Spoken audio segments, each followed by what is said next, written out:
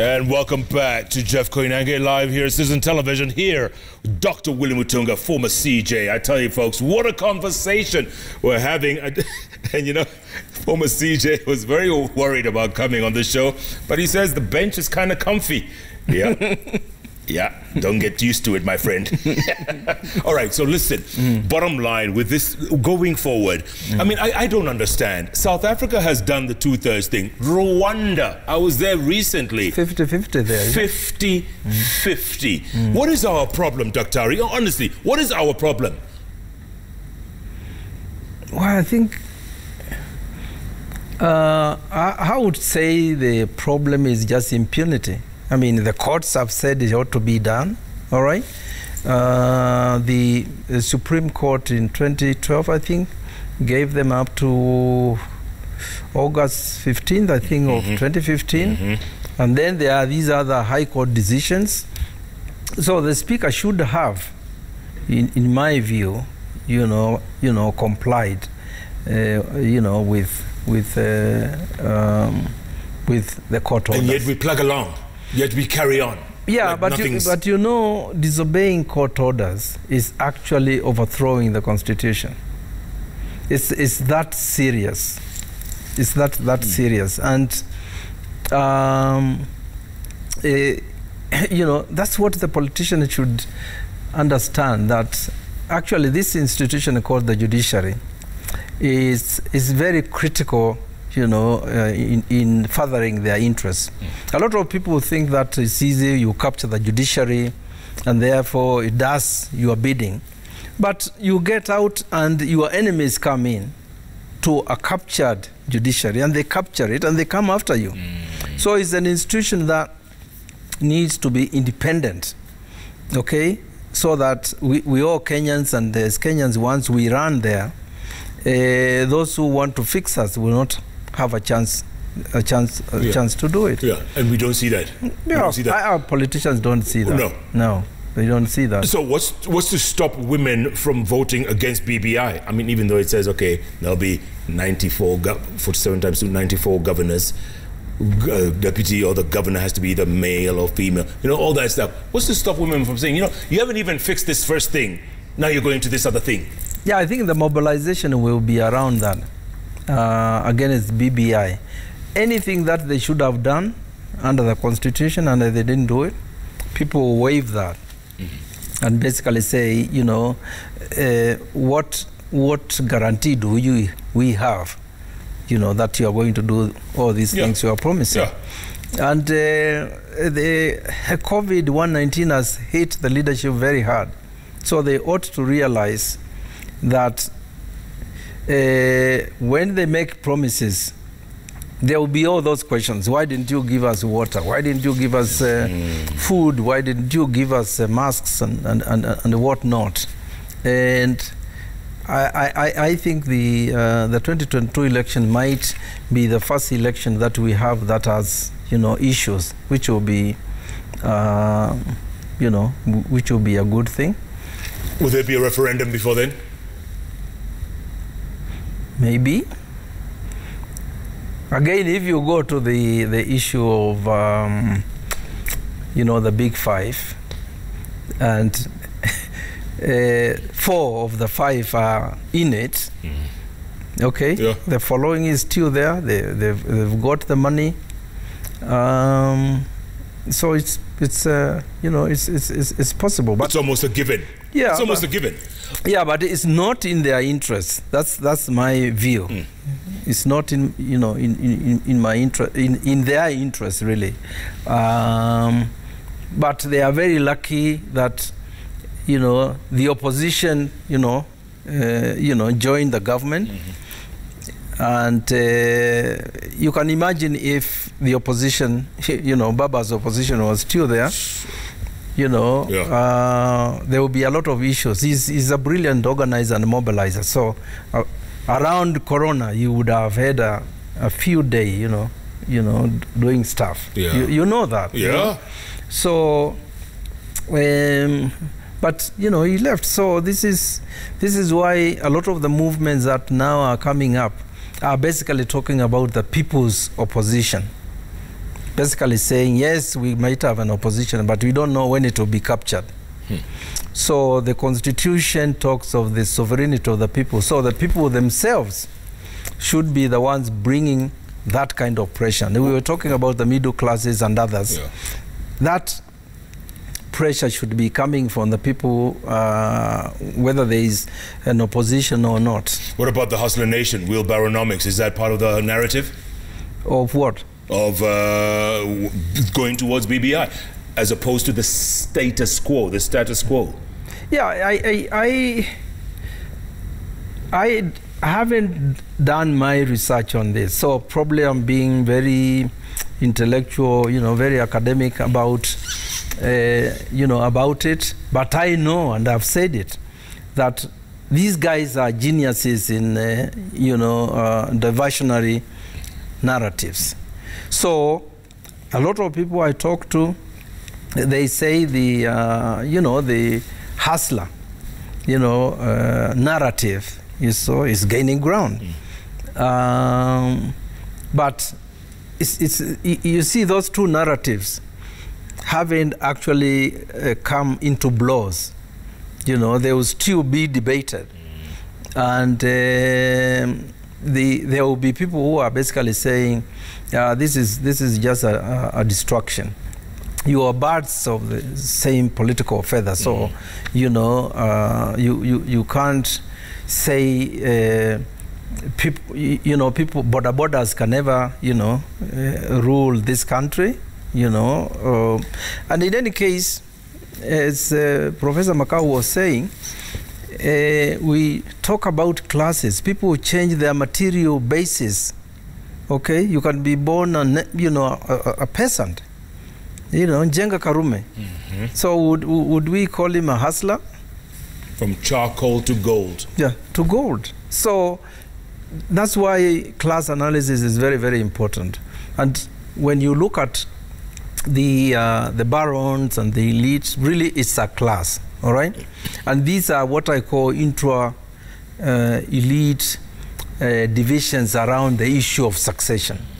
Because that is, if that wasn't the issue, you wouldn't have, these alliances. Yeah.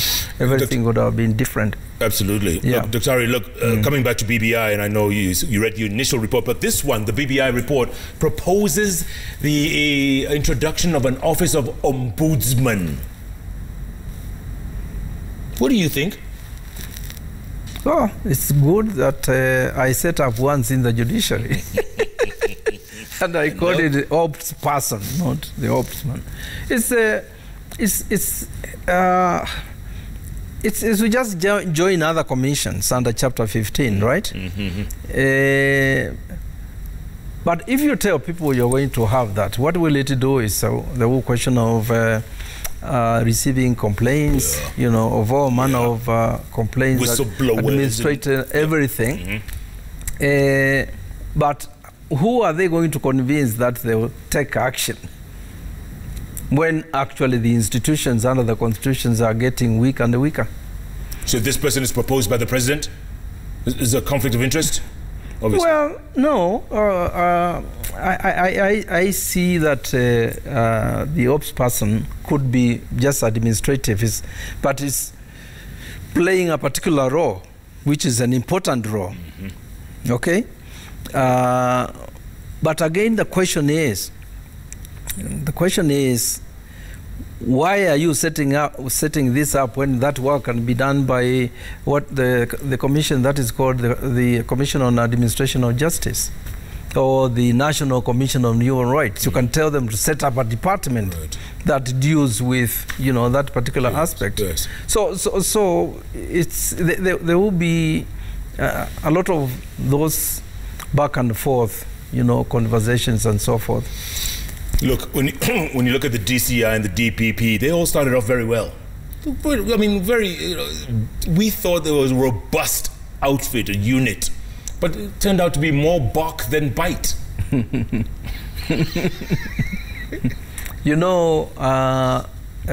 I was Chief Justice, the issue of corruption was discussed. And there's an institution called the National Administration, the National Council for the Administration of Justice.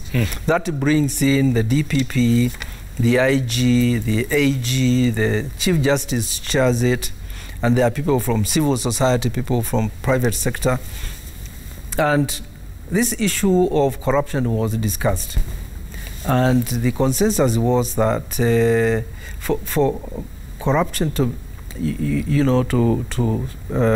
prosecutions to succeed, there has to be a seamless collaboration between the investigators, the DPP, and the courts. Yeah.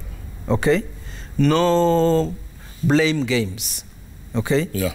So the investigators do their job and they make sure that if they don't have a strong case, they let the person go. Okay? If they have a strong case, the DPP looks at that case and goes to court. And in our case, we were saying we will make sure that there are corruption courts that will work, even if they work at night to finish. But because of corruption, okay, what was agreed upon was changed. I get very upset when people are arrested on Friday, and people go to court and they say, we need 15 days. It's totally unconstitutional because, Jeff, you are innocent. Okay? Yeah. And why can't people do their investigations and complete them and basically decide whether they have a case against a particular person, and the issue of bail is now constitutional, even for murder and whatever. Yeah. And the idea was that we respect the principle that people are innocent until proven guilty. So, but when the institutions are not working seamlessly, what you see is these blame games. Oh, the judiciary is the one to blame. Oh, it's the investigation. Oh, it's the ODPP. It doesn't work. We've got to work in the national interest on issues like that. Yeah. Yeah. Dr. I know you spent a lot of time in Tanzania, so your bachelor's, your master's, PhD, all that. So, Kongamano la Mageuzi, what is that? Kongamano is just a gathering. It's a convention of social reforms. That's how, A note is not Kongamano la Mapinduzi. Mageuzi. Yeah, there is a difference between social reform and the revolution. Okay, they're talking. It's not Mapinduzi. This movement is about social reforms, and is pegged on. They called me to give a keynote speech, and they are keen to implement the constitution. Okay. They are strong on what constitutes alternative political leadership.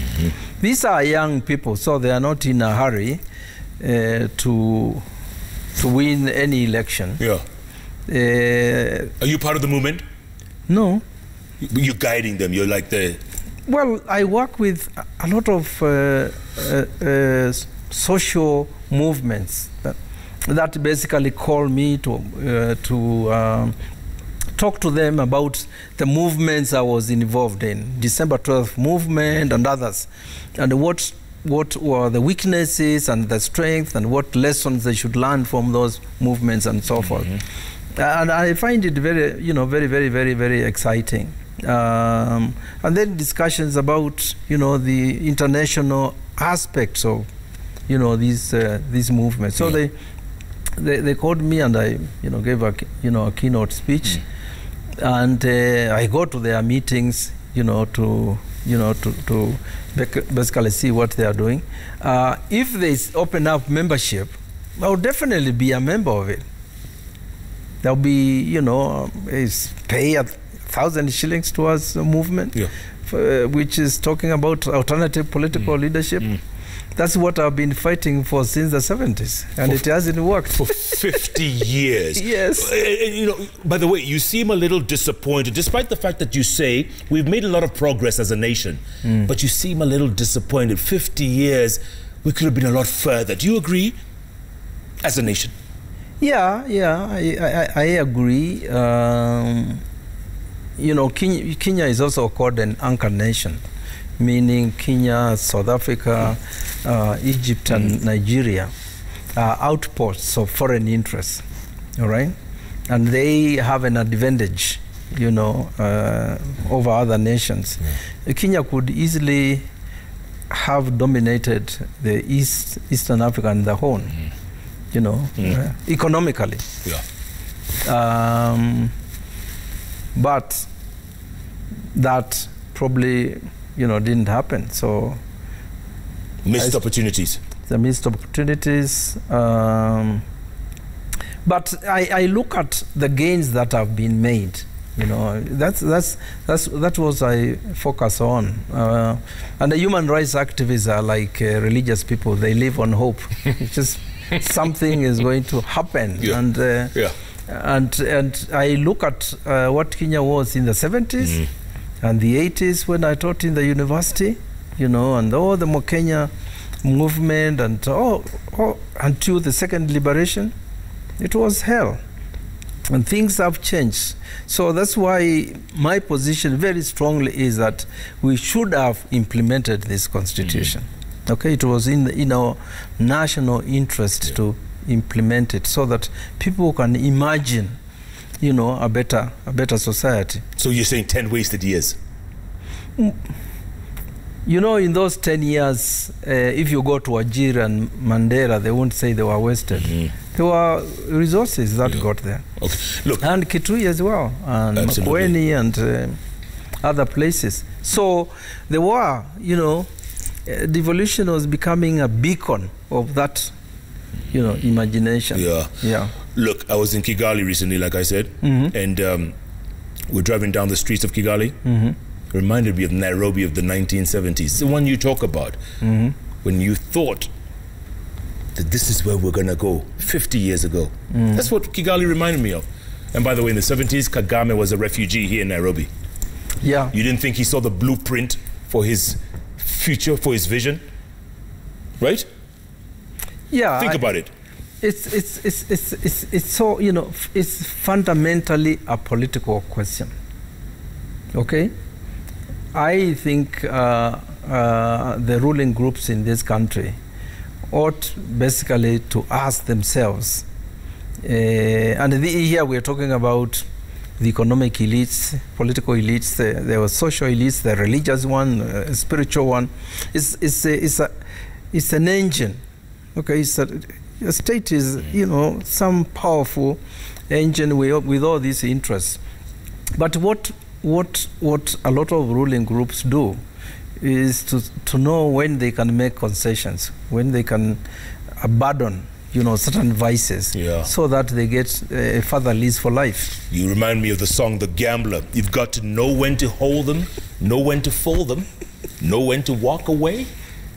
And there will be enough time to count when the deal is done. Count your money. There you go.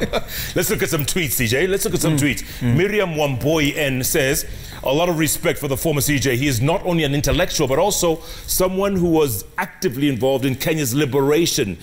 Detained by Moi, but still soldiered on. You were talking about tough times. Yeah, Miriam Wamboi. You were talking about tough times during the Moi Kanu era. Right. Tough times. Tweets, thick and fast. Crispinus Adams says, what a guest. He is brilliant and full of wisdom.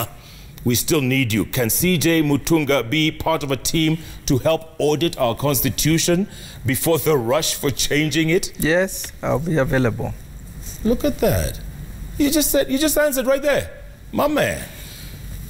Kamburu Ke says, this gentleman, Sir Mutunga, is dripping with great wisdom and knowledge. Jesus. Kindly, sir, we need you as a nation. Run for office and you'll have my vote. Would you run for office? Would you run? No. Huh? No. Are you kidding me? I don't have the energy, and don't forget I've been president also, right? Of the Supreme Court. Hello. Yes. Okay, but what if the Big Four or the Big Five said, this is our guy? Could that be possible? I wouldn't accept it. No, I won't. Because it's not organic. Okay? Yeah. It's not organic, and you just become an appendage of other forces, you know, and you don't keep those promises and so forth. Yeah. They have to keep the promises themselves. Good point. Very good point. Yeah. Inyakweba says Kenya has a lot of good laws and good reports which are remedy to our problems gathering dust on government shelves. Good point. We only lack the goodwill to implement them. BBI might be good or bad. It's just a passing wind, nothing much. Wow, wow, like a fart maybe.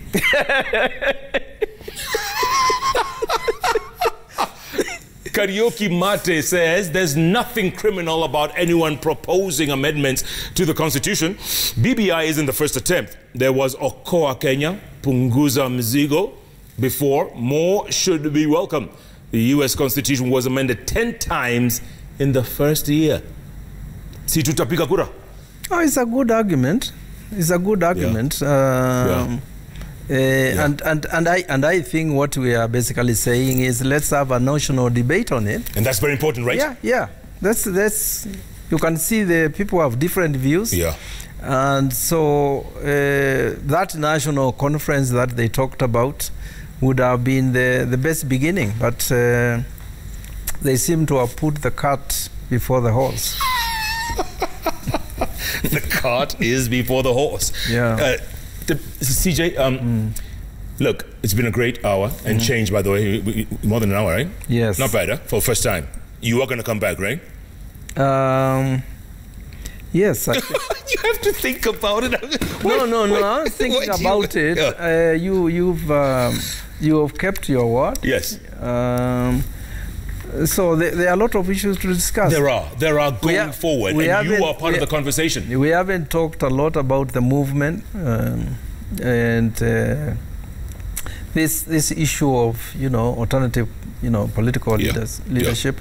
It's very likely that in 2022 the people you are mentioning, Kibwana, Mukiza Kitrio, like Chiapi, Mother Karua, Peter Kenneth, Mudavadi, I guess,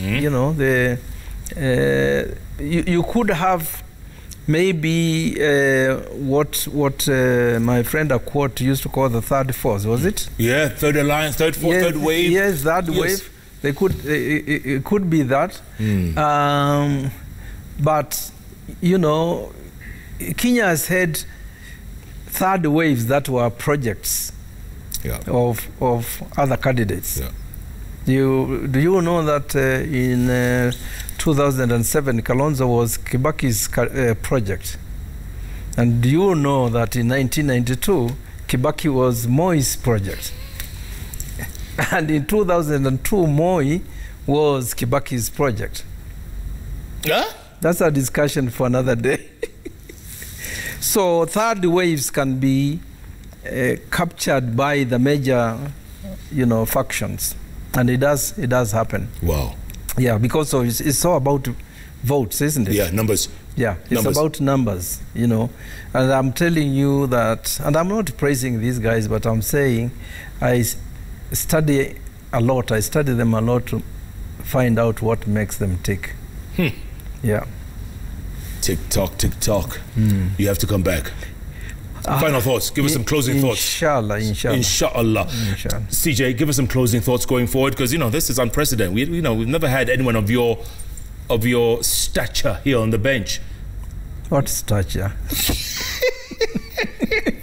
CJ, it's President of the Supreme Court. The only thing I would say, basically, beg of my fellow Kenyans, is to keep their eyes on one prize, and that is peace. It's very, very, very, very important. Yeah. We are seeing, politics of conflicts and so forth, and we shouldn't go there. The Constitution gives us a lot of power. And as long as we struggle to be, a united nation, these ethnic divisions and religious divisions, they're just created derail that, progress. And the people should focus on their material needs. That's what COVID-19 actually told them to reflect on. What happens if there's a total lockdown? Where do you get food from? Okay, why is the health care system not universal? Why can't we give water to the slum areas when there's a, where there's a crisis? What about education? Some students can't, have these online classes because they don't have computers and so forth. So those are the questions that are being asked, okay? And that's why I was saying BBI should be prepared for those particular questions. I'm sure they'll be there. Yeah. You're right, CJ. The COVID-19, I don't know why you keep calling it COVID-19, but I guess it's the same thing. COVID-19 was the great equalizer, was it, or could have been or is the great equalizer, right? It stopped everything, even reggae. You're laughing. CJ, Dr. Willy Mutunga, thank you, sir. Thank you. You can say that. We have to take a picture before you go. Huh? Oh, okay. This is an unprecedented moment. Okay. So just stand by. All right. My goodness, what a show. Dr. Willy Mutunga, first time ever on the bench. You know it's not his last time. This man is part of our bigger conversation going forward. BBI going forward, you need this man on board. You know what they say, all hands on deck? You need Daktari on deck. By the way, JKL, powered by Visa in these times of economic crisis brought about by the COVID-19 pandemic, small businesses need the support they can get to get back on their feet. Visa, through the Where You Shop Matters campaign initiative, is offering small businesses the tools and resources for their businesses to grow and thrive by providing access to accept Visa payments. Take a look at this. It's so easy. The first 100 small businesses to register for Visa payments on the Visa Small Business Hub will get the equivalent of 20,000 Kenya shillings worth of digital advertising. And there's more. Merchants who register and select Pesa Pal will also get a free MPOS machine to accept cash payments, 2 free tools and plugins to accept online payments. To register, go to www.visa.co.ke. Again, www.visa.co.ke. Where you shop matters. Thanks so much for being a part of JKL. Remember, every Wednesday it's all about those 3 letters on the keyboard that follow each other. JKL. Right here at Citizen Television. Happy Post-Mashujaa Day. Daktari here has been on fire. Good night. Good luck. God bless you. Oh, let's take a picture, Daktari. Okay, sorry.